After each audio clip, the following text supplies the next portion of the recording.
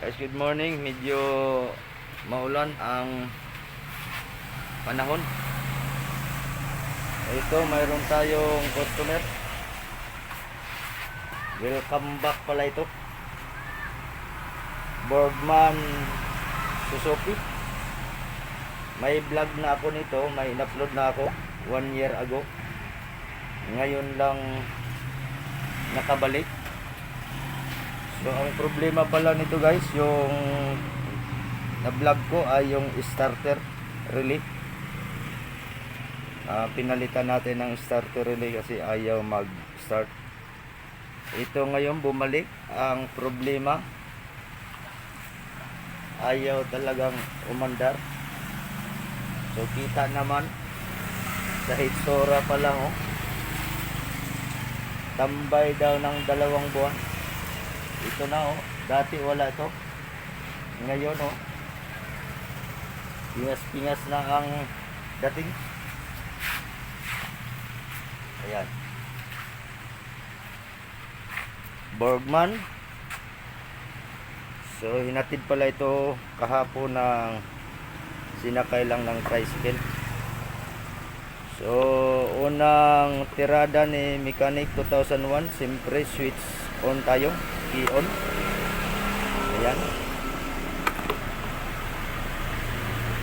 Tingnan natin. Pagkatapos ng key on, tingnan natin ang panel. Walang lumalabas. Key off, key on. Wala talaga. So, diretso. Ending battery. Maliban na lang kung putok yung main fuse, ayaw talaga yung lumalabas. Pero ito sigurado dahil tambay, naglobat ang battery. Ayan. Discharge. So diretso na kuya. Ikaw na ang bahala dyan. Ayan, si Dayang Mechanic ang titira. So, tumawag na yung may-ari kung anong update. Sabi ko ako hindi ko pa nagalaw dahil maraming customer. So, ito, ayan, kita naman. Nakapareho lang talaga yung in-upload ko. Ito talaga yun. Borgman, andun yung ano sa loob. Kita naman. Ito tagal na itong pagka-wiring ni Mechanic 2001 hanggang ngayon. Ayan, malinis, oh. Sige, itis yung battery.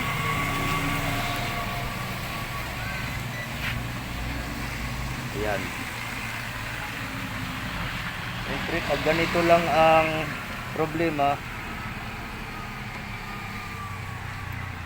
kailangan lang, ayan. So, zero. Ayan. Ang problema una ay yung battery.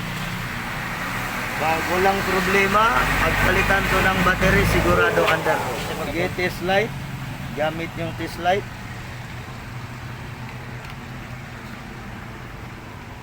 Ayan, zero voltage talaga. Kahit kunti man lang wala. Ayan. So, confirm yung battery ang may problema. So, kailangan tanggalin yung battery. Tingnan natin kung kaya pang ikargahan.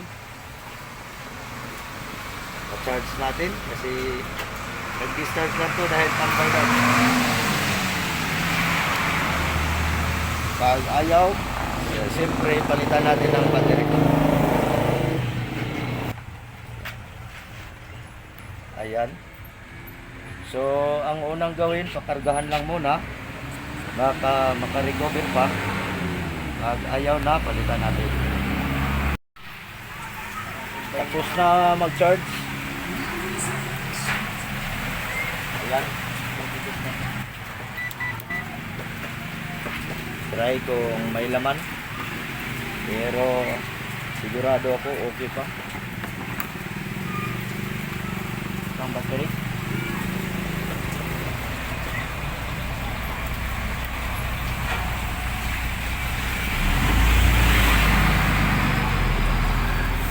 .7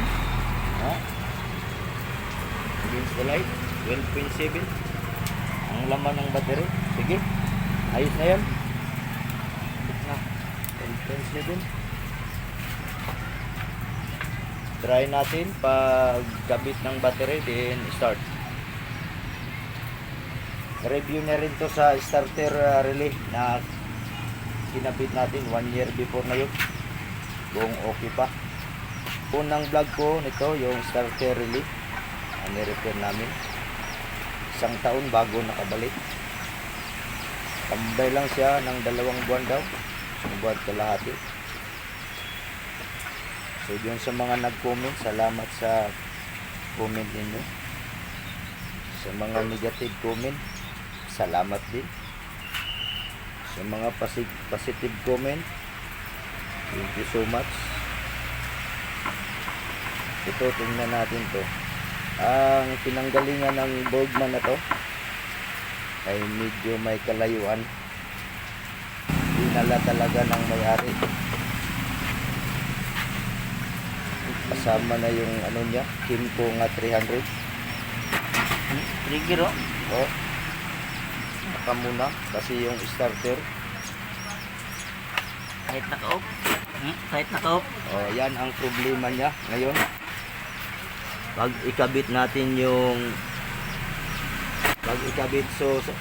pag ikabit natin yung battery positive terminal, nag-i-start, sige. Ayan, balik ya. Nag-i-start siya. Kahit naka-off dito. Oo. Kahit nakabukas ba yung off? Off. Naka-off yung susi pero nag-i-start siya. Pusa. Hindi pa pinindot yung starter button switch pero nag-i-start na siya. So ito na naman yung problema ngayon. Yung starter relay, kuya. Layong tahon. Kasi nag-stack up yun. Bunutin mo yung starter relay dahil nagko-connect siya. Bunutin lang yung starter relay. Walang ibang problema to, guys. Yung starter relay. Ang bubunutin natin dahil yung positive galing ng battery. Yung isang terminal ng relay papunta ng nagkonekta. Ayan, kahit hindi pa nakapag-switch. Ayan. Dali lang naman. Tatanggalin lang muna ni Dayang Mechanic para madukot natin yung starter relay. Andun kasi sa loob. Medyo maulan. Hindi talaga medyo maulan talaga yan. So ang problema ay nag-start kahit naka-off yung susi. Yan. Iwan natin off. Sige kuya, idikit mo yung positive. Yan. Yan. Sige, dikit ulit. Dikit po dyan lang. Ayan ang problema. So, bakit siya nag-start kahit off yung susi? Anong problema? Simple lang naman ang problema. Siyempre yung linya lang, battery to starter, no? Yung positive terminal, yung positive wire galing ng battery to starter. So galing ng battery, pag isa-isa starter, so papunta siya ng starter relay. Sige ya, kunin mo. Same problem lang din. Ito kasi yung relay na kinabit natin ay aftermarket. Pero 1 taon din. Pero yan ang sabi ko. Yung dalawang wire nakita nyo, focus natin sa starter relay. Yang isa ay galing ng papunta ng battery.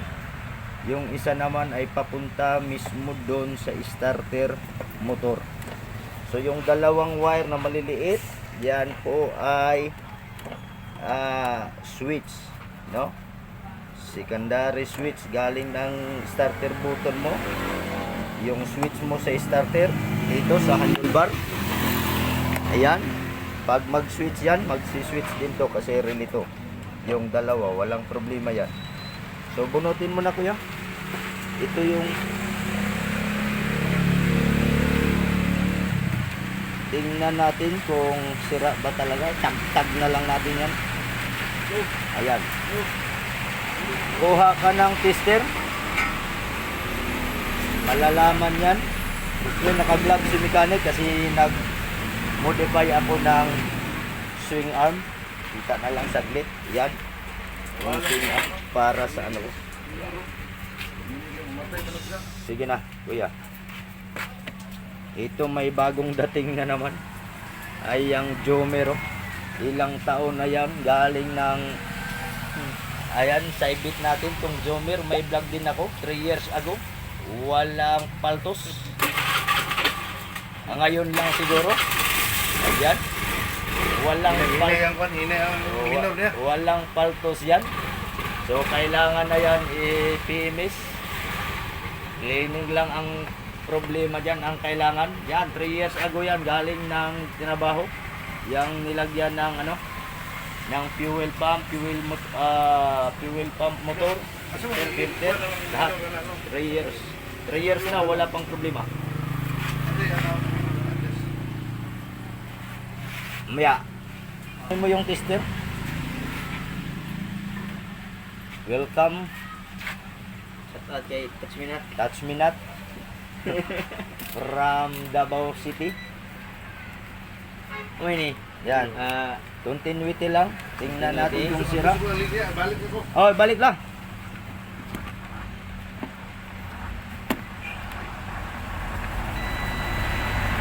Sige, yung dalawang malalaki. Ayan talaga guys. Simple lang ano.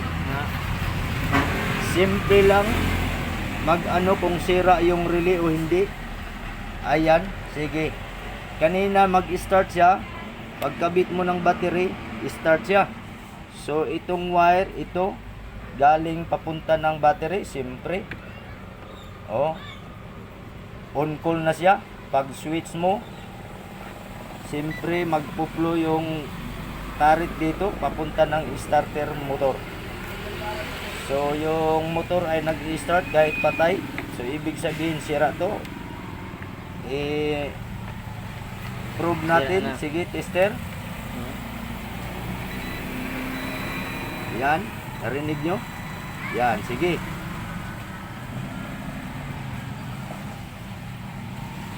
Wala na? Oh. Wala na. Bertukar. Tag-tag lang. Tag-tag lang. Kanina tumunog. So ngayon wala na. So ibig sabihin okay na siya. Try natin. Palit ang yapon. Try natin. Hindi na siya tumunog. So ibig sabihin tak-tak lang. Yan. Sige, kabit mo yung battery. Wala na yan. Ayan. Oh. Wala na yan. Sige, ikabit mo na yung battery ko ya. Siyempre, i-try natin kasi nag-stack up siya. Hindi mo nakabit yung ano. Minute na. Sige. Start. On. Ayan na, buhay na. Okay, start. Okay na yung starter. Wala nang problema. Yung relay. Ang problema lang ay mahina talaga yung battery. Subukan niya, start. Ayan. Start ulit. Wala. So, di talaga makaandar. Pag kicking naman, kick mo. Ayan. Andar siya. So, warm up lang muna. lang kasimple guys. Ito, tagal na rin to. Ganun lang kasimple mag-troubleshoot. So, ayan. Try mo kung may kurente, charge. Tester. Kung pwede pa ba ang battery?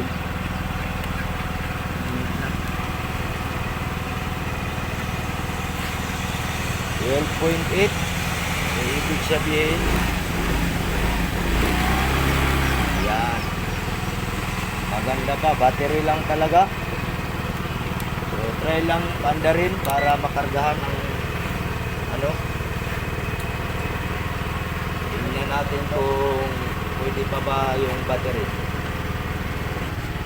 Ganun lang kasimple guys mag troubleshoot, no?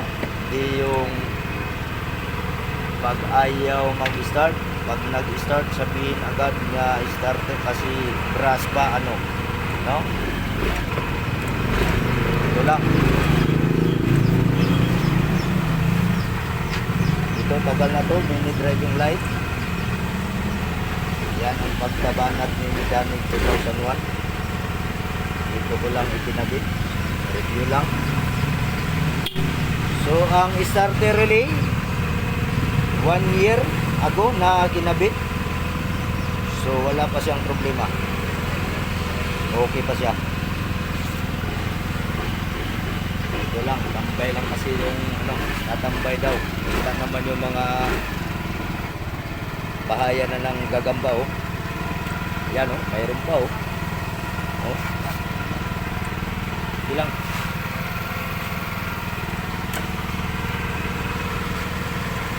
Bago ko explain ang ano, kasi may problema. Siyempre, mag-thank you muna ako sa mga nag-subscribe sa channel ko. Mechanic 2001 guys, thank you so much sa inyong suporta. Sa mga bagong nag-subscribe, thank you very much sa suporta ninyo. Sa mga hindi pa nakapag-subscribe, baka mapagbigyan nyo si Mechanic 2001. Shout out din sa mga nag-subscribe pala sa akin dyan sa Dubai, sa Qatar, sa Los Angeles, saan pa yung iba. Thank you sa inyong suporta. So ito na. So maliwanag na, on mo kuya. Ayan, so hindi na nag-start yung engine. So ibig sabihin okay pa yun. So, kung narinig niyo yung makina ay mataas yung RPM. Ayan. Yan ang problema. Kita naman dito sa panel.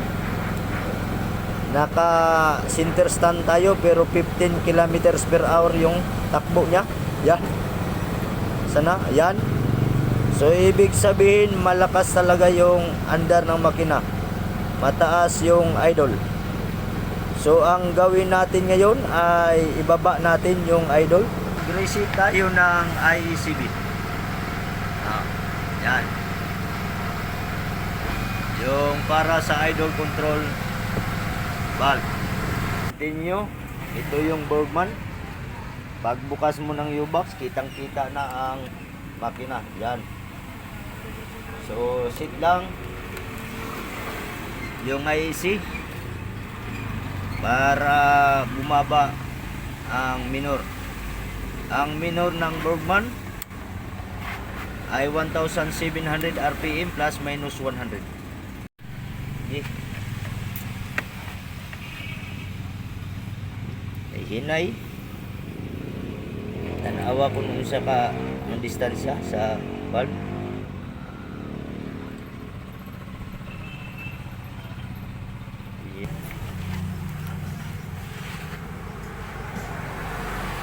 Observe lang ako si Mechanic 2001 kung paano didiskartehan ni Dayang Mechanic. See? Yung diskarte niya ay observe ko lang. Ayan. Kung paano niya isisit. Siya na ang bahala muna. Observe lang si Mechanic 2001. Ang importante, mahalaga.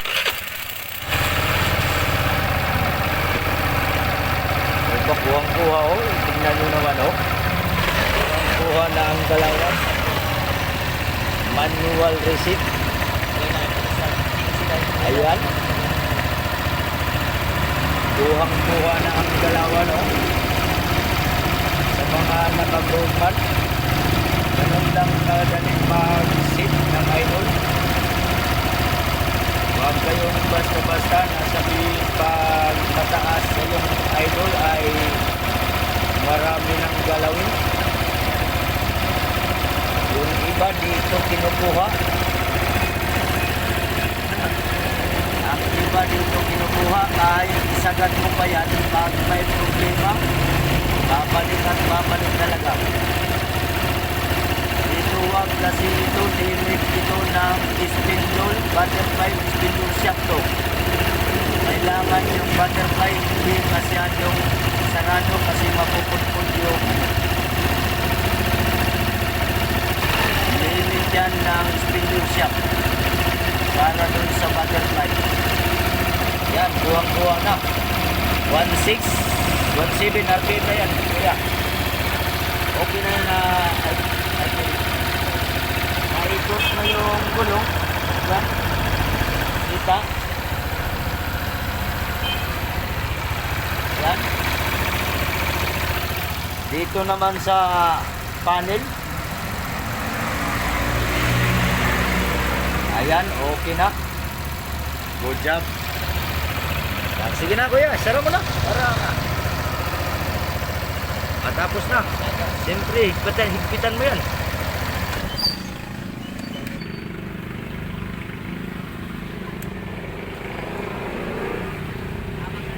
Sige, try mo uli pag-andar.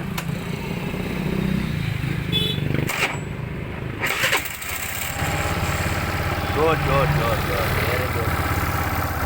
Very good. Straight. Yan. Good man, straight. It's okay.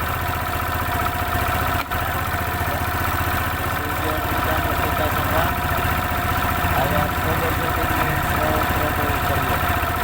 So, yung pagsisit lang kailangan itaas. Sa pagsit, pagbukas yung valve, kailangan lang itaas. Taas mo ng dalawang ikot, then try, ating ikot, hanggang sa makuha. Kasi pagsara, pag-una, susi, magsisit yan, ganoon, sa loob. So ito, okay na. Well, ma'am, straight. Barada ni Kayang Dan. So, ito na yun, no? Zero na yung panel. So, ibig sabihin, ayos na yung idol. So, naikot yung gulong. Tandaan.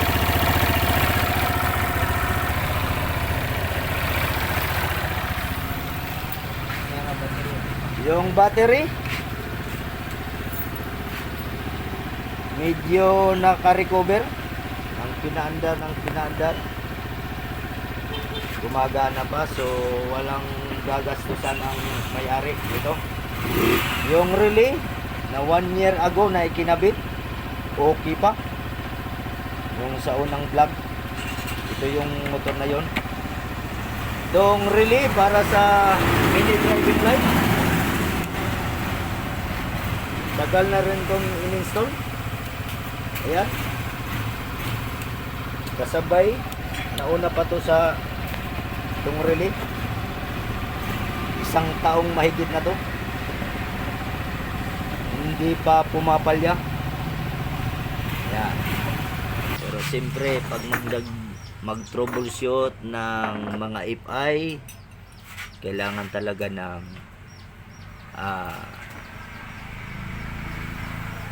tools Pag electrical na ang pag-uusapan, kailangan gamit kayo lagi ng multi-tester para safe yung pag-wiring. Hindi ka na mag-ano dito. Shout out na lang kang touch minute. Shout out na lang daw kay Touch Minute. Touch Minute. Shout out. Babalik yun kasi yung Jomer X niya ay magpalinis yun. 3 years ago na rin yun.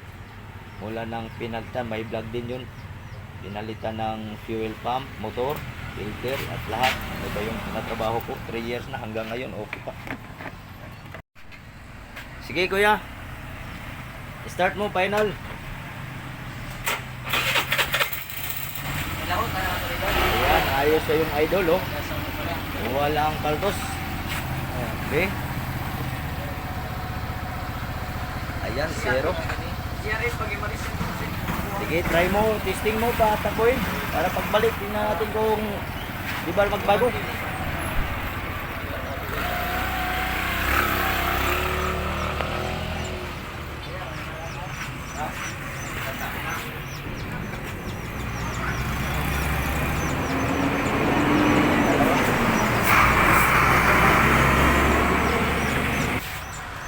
Kaya ako sa bako. Tagang yung kabar. Tano kami yung kabar. Sige. Yung idol. Ganon pa rin. Nice, nice, nice. Okay.